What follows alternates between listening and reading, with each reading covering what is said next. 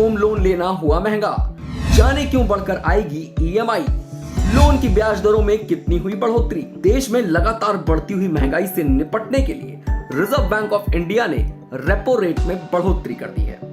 Reserve bank of India के governor Shaktikanta Das ने repo rate में 0.50% की वृद्धि का ऐलान किया था।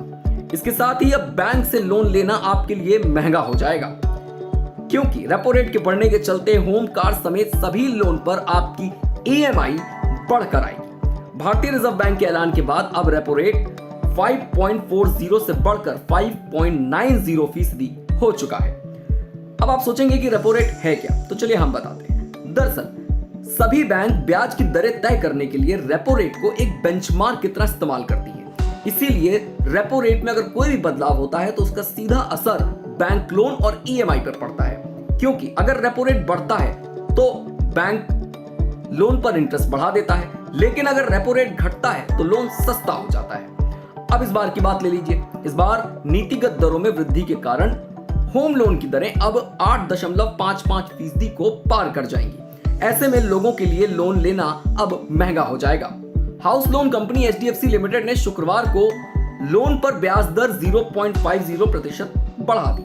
ब्याज दरों में वृद्धि से एचडीएफसी से होम लोन लेने वालों के लिए अब मासिक जो उनकी किश्त आएगी वो बढ़कर आएगी। एचडीएफसी ने एक बयान में कहा कि एचडीएफसी ने लोन पर 0.50% बढ़ोतरी कर दी है और ये 1 अक्टूबर यानी आज से लागू भी हो चुकी है।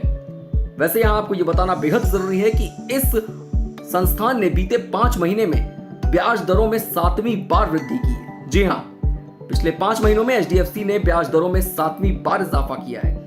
इसी के साथ एसबीआई की वेबसाइट पर दी गई जानकारी के मुताबिक उसने भी अपने बैंक लोन इंटरेस्ट पर 0.50 की वृद्धि कर दी है, यानी कि अब 8.55% की जगह इंटरेस्ट 8.15% हो गई है। बैंक ऑफ इंडिया ने भी आरबीएलआर बढ़ाकर 8.75% कर दिया है। आईसीआईसीआई बैंक की ईबीएलआर बढ़कर 9.60% हो गई है। हालांकि इस पूरे मामले में एक जरूरी बात यह भी है कि मान लीजिए कि आपने 20 लाख का होम लोन 20 सालों के लिए ले रखा है, तो अभी तक आपको 8.65% इंटरेस्ट रेट के हिसाब से ईएमआई का भुगतान करना पड़ रहा था, जिस हिसाब से आपको अपनी जेब से 17,547 रुपए ईएमआई देनी पड़ रही थी।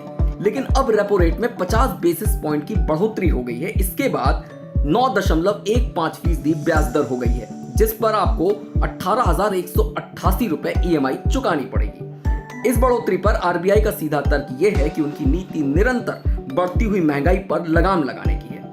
वैसे आपको बता दें कि आरबीआई द्वारा शुक्रवार को ब्याज दरों में 50 आधार अंकों की बढ़ोतरी के बाद अब अन्य वित्तीय संस्थान और बैंक भी जल्द ही अपना कर्ज महंगा कर सकते हैं। आरबीआई ने भी चौथी बार लगातार ब्याज दरें बढ़ाई है। इसके पहले 5 अगस्त को रेपो रेट में 50 बेसिस पॉइंट, जून में 50 बेसिस पॉइंट और मई में 40 बेसिस पॉइंट का इजाफा किया गया था।